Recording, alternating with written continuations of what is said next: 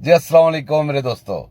मैं सोच रहा सी एक गल तो मेरा बड़ा दिल खुश है, बड़ा दिल सड़दा सी जो साडे मुल्क दे पासपोर्ट, साडे मुल्क दे शनाख्ती कार्ड, साडे मुल्क दे झंडे, साडे मुल्क दे अदारे, साडे मुल्क दे अदलिया सब दी मरांडू जजां दे वजह तो ਉਹ बदतमीजी ते ਉਹ ਜ਼ਲੀਲੋ ਖਾਰ ਕੀਤਾ ਜਾ ਰਿਹਾ ਸੀ ਦੁਨੀਆ 'ਚ, ਤੇ ਕੋਈ ਪੁੱਛਣ ਵਾਲਾ ਨਹੀਂ ਸੀ।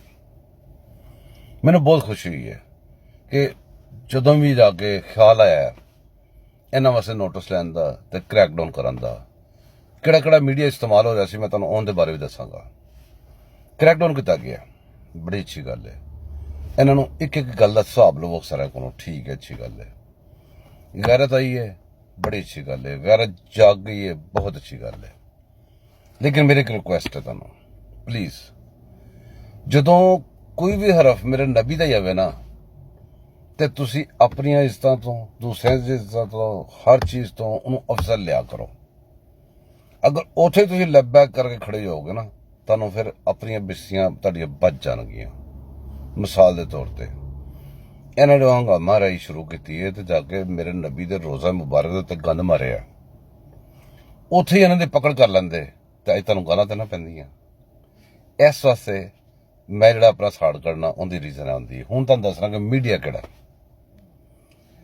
वक्रियां वक्रियां वीडियो बनाने वालों मैं एक ही वीडियो बनानी है बस।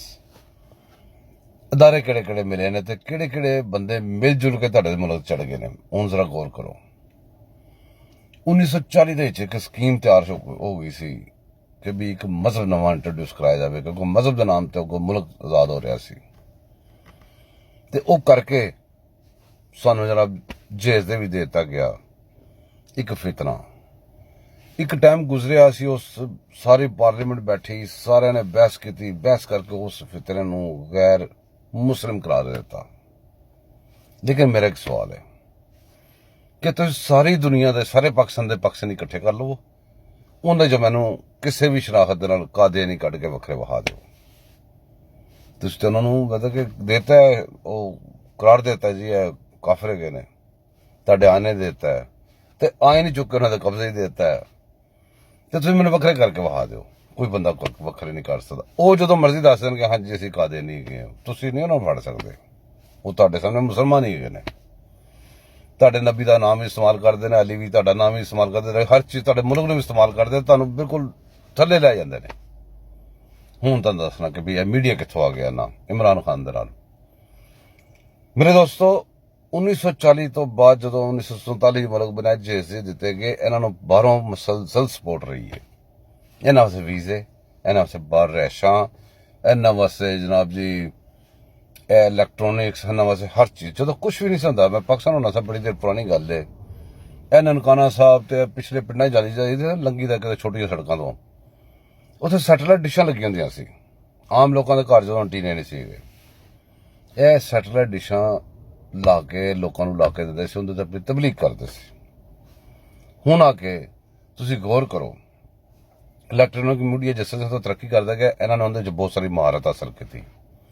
एक बड़ा स्ट्रोंग इलैक्ट्रॉनिक मीडिया इन्होंने, सोशल मीडिया एक बड़ा स्ट्रोंग तैयार कर चुके हैं, नाल ही ग्रो करते गए हैं।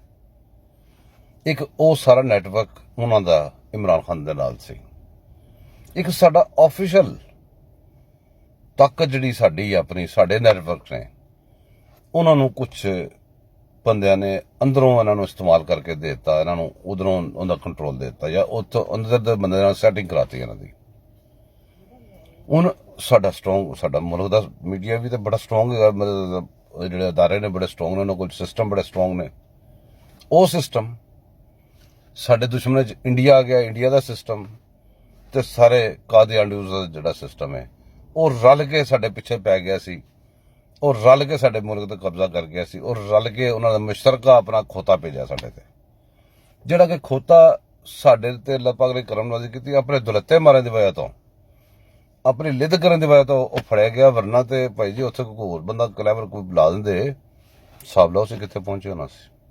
यह भी शुक्र करो कि खोता सी बगैरत सी जिहड़ा फड़िया गया। अपना ख्याल रखो, फिर मिलने हैं।